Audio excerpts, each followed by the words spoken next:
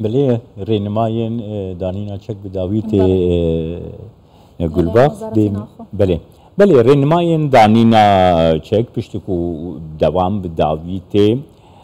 رینمای لسر هاتنه داین دادور کردوان نقشبندی سروکی دادگاه سربازی یا یک میوانی من. بله. زۆر بەخێر بێ بەڕێز کوردەوان ئەو ڕێنمایی کە وەزارەتی ناوخۆدەری کردووە بۆ وەرگرتنەوەی چەک لە هێزە ئەمنیەکان لە دوای دەوام بەشە شێوازێک جێبەجێ بکرێت سەرەتا لە کێوە دەست پێ دەکات و کە وەزارەتی پێشمەرگە بە تایبەتی چۆن ئەم ڕێنمایانە جێبەجێ دەکەنەوە. بەڵێ سپاس بۆ جەنابتان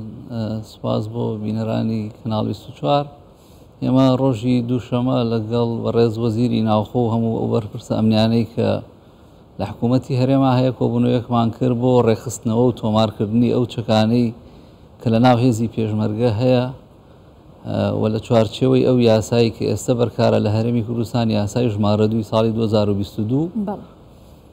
ئێمە وەکو وەزارەتی پێشمەرگە ئالیەتەکەی خۆمانمان حازر کردووە و ئێستا ئەم کاتی من لەگەڵ جەنابتان قسەکەم فەرمانەکە دەرچووە 6 خاڵە ئەینێرین بۆ هەموو یەکە سەربازیەکانی خۆمان ئەوەی کە سەر بە وەزارەتی پێشمەرگە و یەکەی 78 بۆ جێبەجێکردنی من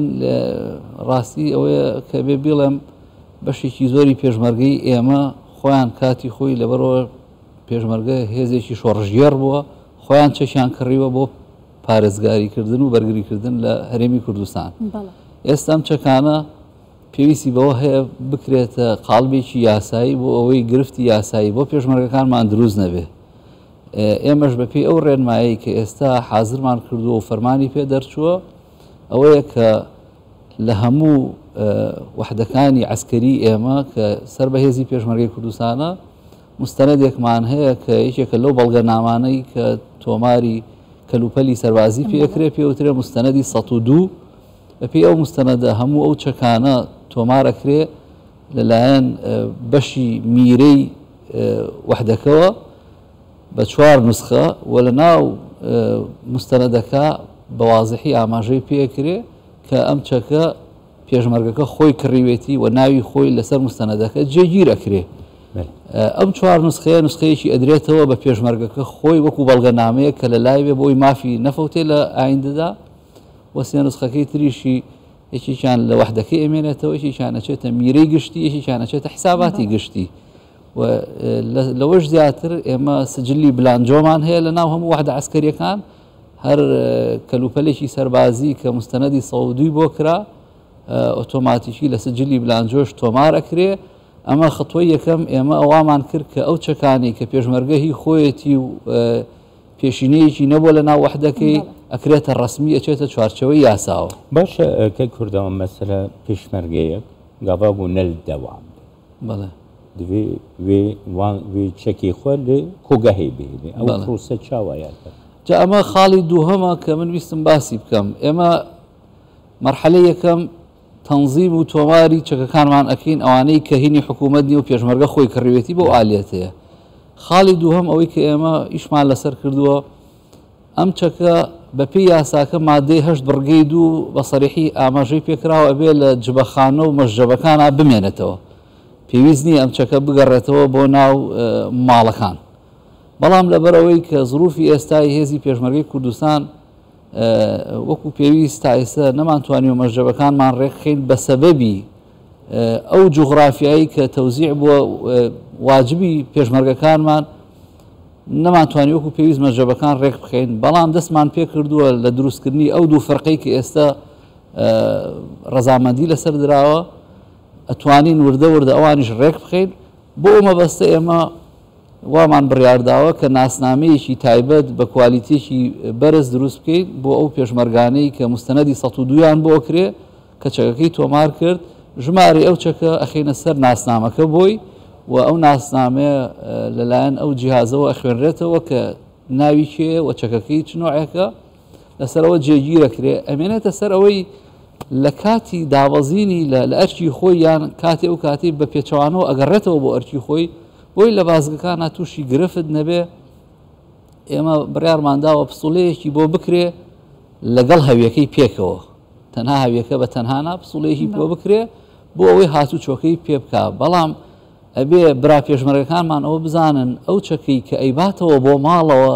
بۆ ئەوە نییە لەگەڵ خۆیان بیگێڕێ، تەنها بۆ ئەوەیە لە ڕێگا تووشی گرفت نەبێت لە بازگەکان، ئیتر پێویستە لە ماڵەکەی خۆی لە شوێنێکی ئەمینە چەکەکەی دابنێ لەگەڵ خۆی نەیبا بۆ بازار و بۆ سەیران و بۆ ئەو شوێنانە گەر بکێ چ دەبێت مەسەلا گاوە چووماڵ لێ چەک لەگەڵ خۆشی دەردەخێن چاوا دەبێت؟ ئەوە پێچەوانەی یاسایە، چونکە ئێمە ئاماژەمان پێ کردووە چەک بۆ پاراستنی هەرێمی کوردستان تەنها بێ بەکار بێ، بۆ ئەوە نییە تۆ لەگەڵ خۆتابی گەڕێنی جگە لەوەی تەعاان ئەوانەی کە پاسەوانی بەرپرسەکانن ئەوە تایبەتمەندی خۆیانیان هەیە توانن چەکەکانیان پێبێ، بەڵام کەسی ئاسایی کە پێشمەرگەی واجبەکەی لە قەرەچووغە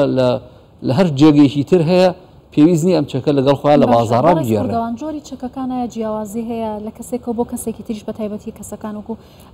پلەکان پلە سەربازەکان لە وەزارەتی پێشمەرگەی فەرقە کاتی هەموو وەکو یەک دەگرێتەوە، ئەم یاسایە چۆن دابەشکراوە؟ یاسا شمولیە فەرقی کەس ناکات، ئەوەی کە ناوی چەکە ئێمە چەک تەصنیف کراوە پێ یاساکە، چەکی ئاگریمان هەیە و چەکی جەنگیمان هەیە. چەکی جەنگی ئەو چەکە قورسەکانە ئەوە مختصە بە پێشمەرگە و کەس بۆی نی هەڵیگرێ لە کاتی شەڕانەوێ حرەکەتی پێ ناکرێ. چەکی ئاگرین بە پێی عیاری قوتری فیشەکەکە دیاری کراوە 7.62 بۆ خوارەوە، ئەوە هەمووی چەکی ئاگرینە، کلاشینکۆف و هاوشێوەکانی ئەمانە دیاری کراوە چەکی ئاگرینە. جا هەر کەسێک بێ پلەی هەر شتێک بێ پێویستە ئەم چەکە بە یاسایی بکرێ و تۆمار بکرێ و مۆڵەتی ڕسمی پێ بکرێ. دەرچوونی ئەم یاسایە بۆ خۆی هەر یاسایەک لە هەموو دنیا کە دەرەچێ ئەسباب موجبەی خۆی هەیە، هۆکاری دەرچواندنی یاساکە بەوازحی هاتووە. ئێمە هەدەفمان ئەوەیە لەگەڵ گۆڕانکاری سەردەما یاساکانیشمان گونجاو بێ لەگەڵیا، نامانەوێ کۆمەلگاکەمان بە کۆمەلگایەکی چەکدار دیار بێ، ئەو چەکانە پێویستە تەنزیم بکرێ بە پێی ئەم یاسا تازەیی کە دەرچووە. باشە تۆمارکردنی چەک و ئەم جێبەجێکردنی ئەم یاسایە پێتان وایە تا چەندە کاریگەری لەسەر ڕووداوەکان دەبێت کە لە ماوەی ڕابردوودا بینیمانە کە وەزارەتی ناوخۆش زیاتر ئەرکدار کرا کە ئەم یاسایە جێبەجێ بکات و دەری بکات بە تایبەتی. دڵنیام کاریگەریەکی زۆر باشی ئەبێ، بەڵام لەگەڵ ئەوەیشا ئێمە پێویستمان بە هۆشیاری هەیە لە ناو هێزە ئەمنیەکانی خۆمان، پێشمەرگە بێ، ئاسایش بێ، پۆلیس بێ، بۆ ئەوەی فێر بکرێ ئەم چەکە تەنها لە ئەرکی فەرمیە بەکاربهێنرێ نەک بۆ شتی لاوەکی. بەڵێ ئەوەی کە تا ئێستا هەیە باس لەوە دەکرێت کە کۆگاوە دانانی ئەو شوێنە تایبەتانە بۆ تۆمارکردن یا وەرگرتنی چەکەکان کاتێکی زۆری دەوێت پارێکی زۆریشی تێدەچێت، هەنگاوەکان لای ئێوە چۆن دەستی پێکرێت تەنیا بە پێدانی ناسنامە یا وەرگرتنی باج دەبێت یا ئێستا کۆگا هەیە و جبەخانە هەیە بۆ دانانی چەکەکان تیایدا؟ ڕاستیەکەی ئێمە جبەخانەکان لە بە هەندێک یەکەکانمان هەیەە، بەڵام نییە وانە هەیە، بەڵام ئێمە ئەگەر بمانەوێت ئەبێ بە کولی ئیشەکە ڕێکخین. ئێستا پاش ئەوەی کە جەنابی سەرۆکی حکوومەت کاک مەسرور بارزانی ڕەزامەندیدا و دوو فەرقەمان ئێستا تەشکیل بۆ فەرقەی 1 و 2 و شوێنیان بۆ دیاری کراوە، دڵنیام لە ئایندەیەکی نزیکە لەگەڵ دروستکردنی بارەگای ئەو فەرقانە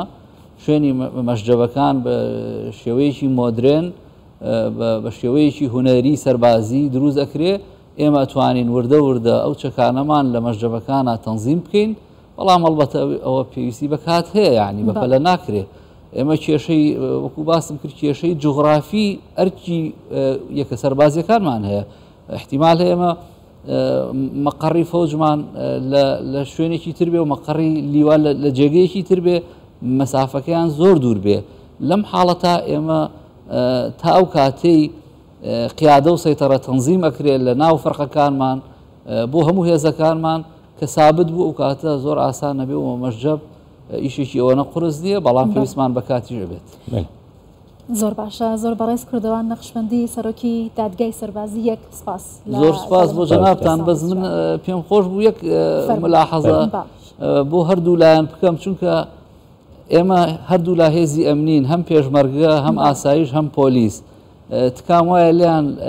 تاوەکو ئەم یاسایە بە تەواوەتی جێبەجێ ئەبێ، هەر چۆن بەڕێز وەزیری ناوخۆ ئاماژەی پێکرد بەڕێزەوە مامەڵە بکەین لە کاتی ڕوبەڕووبوونەوەی یەکتر لە بازگەکان، بەڕێزەوە یەکتر بناسێنن بۆی گرفت دروست نەبێت، چکەم هەردوو لە چەکیان بەدەسە، خوا نەخواسە هەر تووڕەبوون و ئاڵۆزیە گرفت بە دوای خۆیانێ. بەڵێ دەستخۆش زۆر سپاس جارێکی دیکە بەڕێز دادوەر کوردەوان نەخشبەندی سەرۆکی دادگای سەربازیەک لێرە لەگەڵ مابووی لە سپاس بۆ جەناب.